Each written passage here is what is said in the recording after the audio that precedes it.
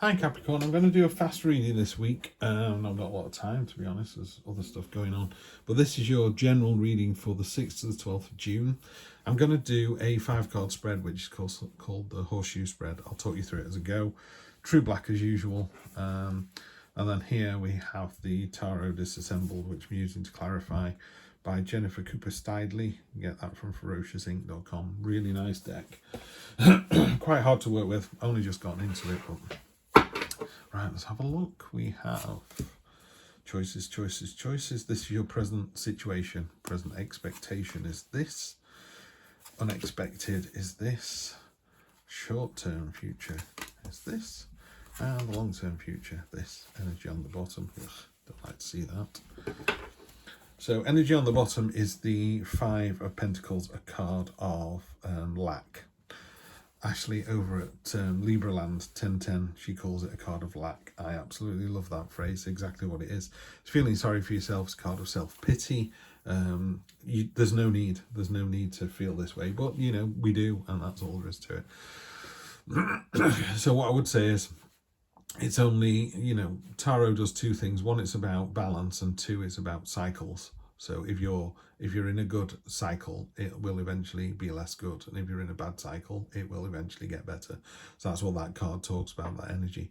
Sometimes we can keep ourselves in the drain, almost in the gutter, and it's like, just step out. You know, falling into a river and being up to your waist in water and then standing there crying about it and going, this is horrible, I'm cold and wet. So I would just get out.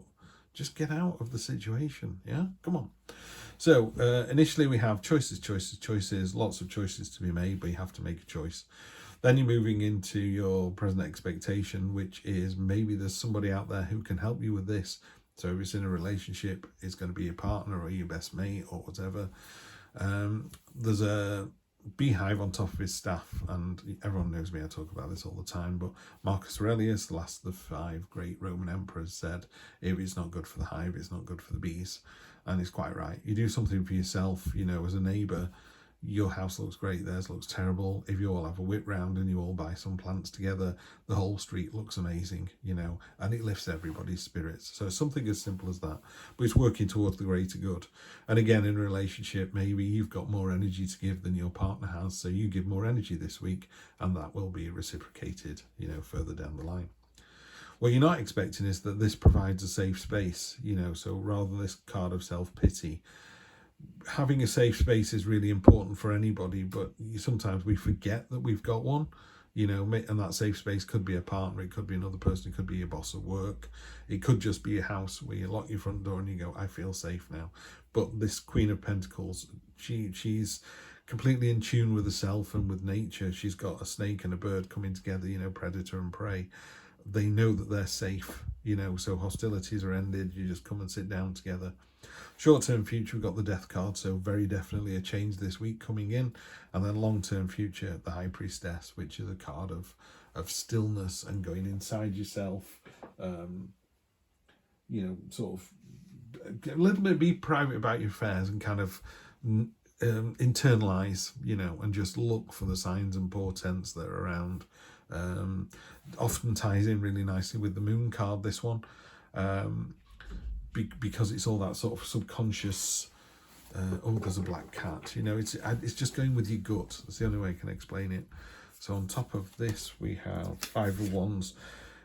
There's a you know, you choosing something does result in a bit of a conflict with a junior person, someone younger than you, and it doesn't matter because you win. But one of the things that the tarot tells us is, you know, be magnanimous in victory and gracious in defeat.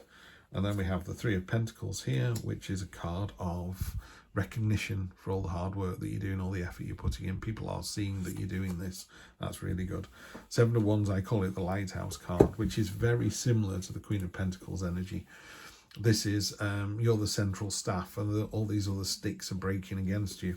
I call it the Lighthouse card because it's literally like in the stormy seas for 200, 300, 400, 500 years. This lighthouse has been there just shining a light, keeping people safe. Like she keeps people safe.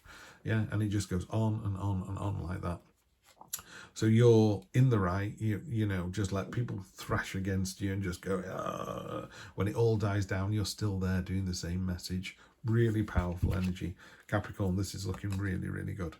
Knight of Swords in the Death card. It's not going to be a quiet event. Something's happening this week, and it comes in with a lot of noise about it, you know, and it's very enthusiastic, and it's clearing away the deadwood. You know, if you've gone for that promotion, you've got it. Have you knocked two people off the pedestal to get it? But you were the right person, you know. If it's a relationship, if you've really gone for it, if you dug your heels in and go, we're moving in together, or we're moving to New Zealand, whatever. It's something really, it's not tower-like cathartic, but there's a definite sense that in the near future something happens, and it comes with a level of conflict. But Capricorn, you're all over this. You just nail it. So just be magnanimous in victory. That's what I would say. And on top of the High Priestess, which is this, you know, stillness and occult and mysteries and the unknown, you have the Moon, which is very, very similar. The Moon is, there's a pathway normally between two pillars. So you're off on a journey, you're on the right path.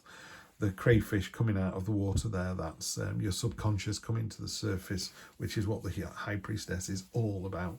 You know, rely on your subconscious over the next 2-3 months. Your gut instinct, you know, should I be doing this or not? If it doesn't feel right, don't do it.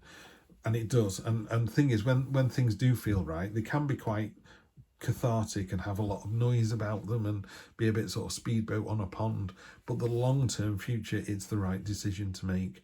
So don't worry about making a fuss this week, because you're doing it for the right reasons. Anyway, have a great week. I will see you next Sunday for more of the same. Take care.